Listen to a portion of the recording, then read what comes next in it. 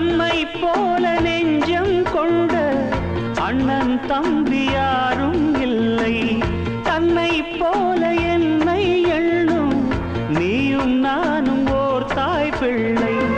தம்பி உந்தன் உள்ளந்தானே அண்ணன் என்று வாழும் எல்லை.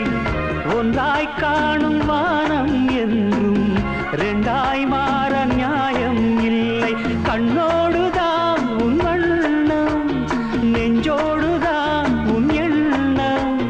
முன்னேறு நீ மென்மேலும், என் ஆசைகள் கைகூடும். இந்த நேசம் பாசம் நாடும் வாழ்க தென்மதுரை.